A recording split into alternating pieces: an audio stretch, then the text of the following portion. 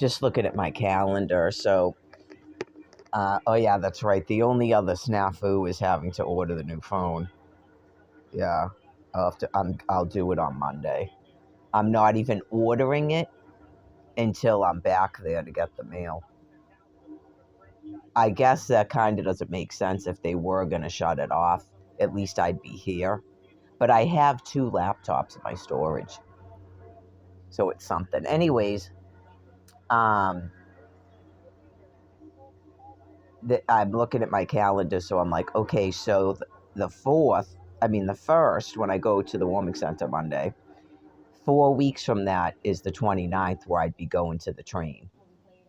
Okay, so I basically got 4 weeks now till I go to New York City by myself now. I'm going to New York City as a female by myself for 24 hours. I'll get through it. I gotta go. I want to see the Christmas stuff, and then I'll be stuck there until the train. So before that, it seems established I'm coming here for Christmas.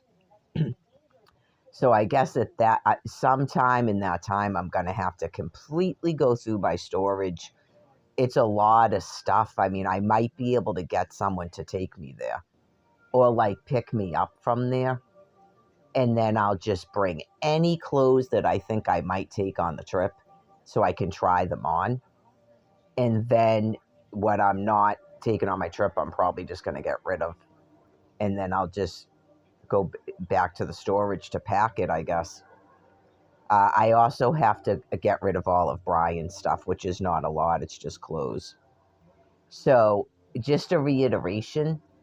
Okay, he never cares about any belongings. Everything that he cares about, he carries in his backpack and refuses to put it in a storage. All he cares about is his medication and his phone, probably. Okay, so after the first or second time when you take off and Mary throws your shit away, you know what's going to happen when you take off. Okay. Not blocked on the phone, doesn't even text and doesn't say anything about his belongings, which is clothes. He doesn't care about anything. He just gets more clothes from other people. Okay, so just in case in the past anybody was ever like, wow, this person is, everybody could just go, that doesn't make any sense. Are you blocked? Did you call her? And plus, he never calls because he's always high as a fucking kite. Pardon my French. That's why he won't talk on a phone. And I found that out last year. Every time I would try to call him, he can't even talk on a phone. He's so high. Okay, high, drunk, and that's not pot.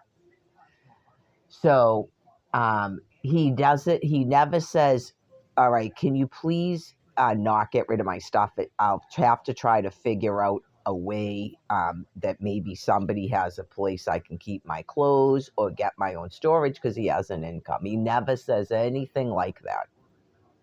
Okay. So, given that you're clearly a sadistically insane drug addict, where you again mention the rape in a text and admit that you refuse to have sex with me. You bring up the rape again in a text and admit that you refuse to have sex with me. Okay. You were never an actual husband. So, right, you just go, dude, you clearly do this stuff to her on purpose. And if you cared about your stuff, you would have got your own storage a while ago because she's crazy and she does this. Just give it a rest. You want some more crack cocaine? Because I'm sure a regular drug addict tires of fucking listening to it.